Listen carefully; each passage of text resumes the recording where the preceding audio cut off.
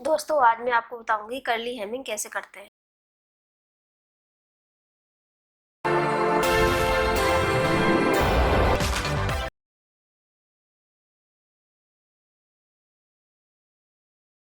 जैसे आप curly Hamming करते हैं तो आप जो लहंगा बनाते हैं नेट का, उसमें आप नीचे जो पीको करते हैं तो पीको करने के समय इसको वायर डाल के हम पीको करेंगे। और जो आप बच्चों की फ्रॉक बनाते हैं, नेटेड फ्रॉक रहती है, उसमें भी आप इसको यूज कर सकते हैं, जिससे कि आप जो लहंगा या फ्रॉक बनाएंगे वो नीचे से फूला रहेगा, घेर भी अच्छे से आएगा।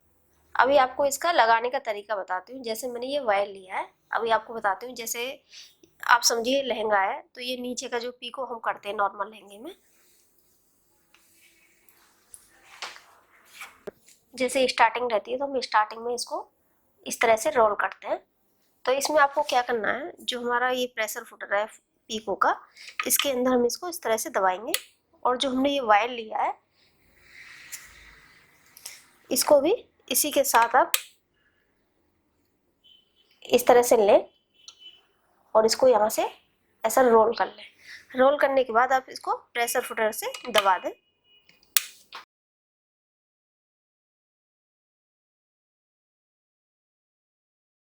और जैसे आप नॉर्मल इसको फोल्ड करते हैं पीको करने के लिए, सेम आपको इसी तरह इसको फोल्ड करना है।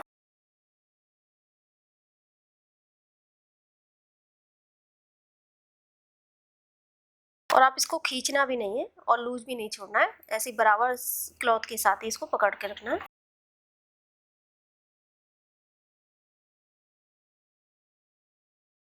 आप देख सकते हैं ये इस तरह से पीको आ रही है। तो हम जितना भी आपका फ्रॉक का घेर है या लहंगे का घेर है, उसमें पूरा घेर में आप इसी तरह पीको कर सकते हैं।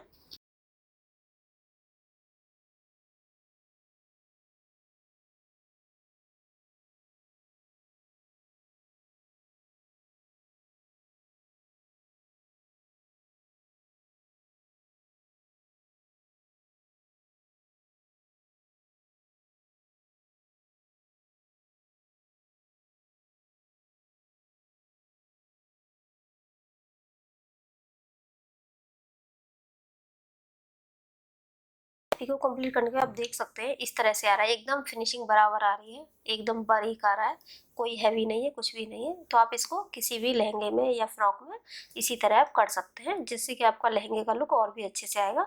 और जो फिशिंग वायर है ये मार्केट में अवेलेबल है और इजी से मिल जाता है, जिससे आप थ्रेड लेते हैं सेम शॉप में ये मिलता है। दोस्तों मुझे उम्मीद है कि हमारा वीडियो आपको पसंद आया होगा।